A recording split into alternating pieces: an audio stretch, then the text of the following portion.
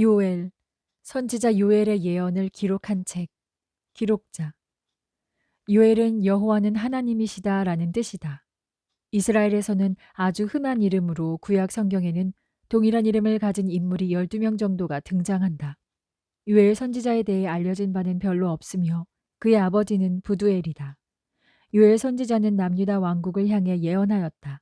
이 예언의 칭호에 나오는 이름대로 요엘이 요엘서의 기록자라는 것이 일반적인 견해이다. 연대.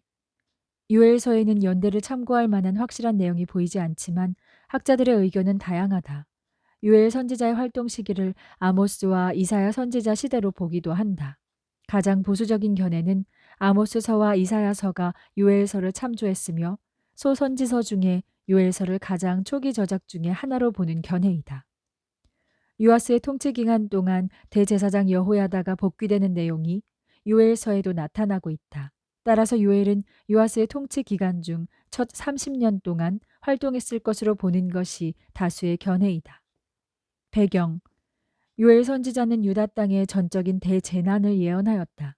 거대한 메뚜기 떼의 재난으로 모든 국토의 곡식이 없어지고 양떼와 소떼의 목초지가 파괴되고 무화과 나무의 껍질까지 제거될 것을 예언하였다. 단지 수시간 만에 아름다운 전경이 폐허로 전락하게 된다. 기근과 가뭄이 나라 전체를 에워싸고 사람들과 동물들이 죽어간다.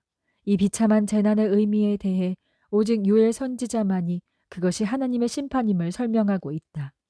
내용. 요엘서는 자연스럽게 두 부분으로 나뉜다.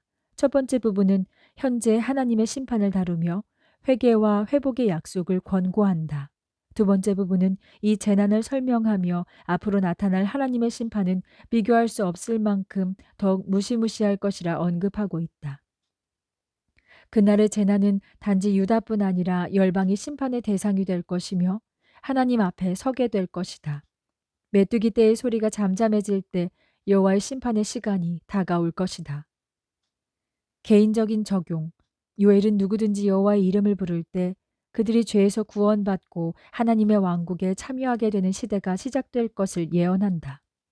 성령의 내주하심 가운데 교회는 세상 가운데 있는 그리스도의 몸이 될 것이다. 하나님의 구속의 목적은 성령이 충만한 성도들을 통해 하나님의 이름을 높이고 섬기는 데 있다. 우리가 살고 있는 지금이 이러한 성령의 시대이다. 우리는 구원을 경험할 뿐만 아니라 복음을 듣고자 하는 이들에게 복된 소식을 전하는 자가 되어야 한다. 계시된 그리스도. 요엘은 열방이 그들의 행동을 회개할 그때에 하나님과 이스라엘의 원수들에게 심판이 내려질 날을 기대하고 있다. 더불어 그는 시온에 하나님이 통치하시는 의가 풍성하게 흘러나오는 날도 보고 있다. 이러한 거대한 사건은 기름 부음 받은 메시아를 가리키고 있다. 예수님이 바로 이 마지막 시대를 가져오실 유일한 분이시다. 그는 모든 원수들을 물리치시고 당신의 교회에 합당한 보상을 해주실 것이며 마지막 그분의 의의 왕국을 세우실 것이다. 또한 예수님은 자신의 구속사역의 마지막과 아버지께로 돌아가시기 이전에 장차 성령이 오실 것을 약속하셨다. 오순절 성령이 오시는 가운데 우리 모두는 직접적으로 예수 그리스도의 몸된 교회의 영적인 지체가 되었다. 하지만 실제적이고 가시적인 예수님의 재림에 대해 이제 요엘은 본서에서 예언하고 있다. 성령의 행하심. 요엘은 성령의 사역에 대해 놀라울이 많지 많이 언급하고 있다. 앞으로 무시무시한 여호와의 날이 일어날 것과 하나님의 진노의 손이 덮칠 것을 선지자에게 알려주시는 분은 확실히 성령이시다. 하지만 이 가운데 가장 놀라운 말씀은 2장 28에서 32절이다. 이 단락에서 요엘 선지자는 하나님의 성령이 모든 육체에게 부어질 때, 즉 미래의 시점인 이후를 바라보고 있다.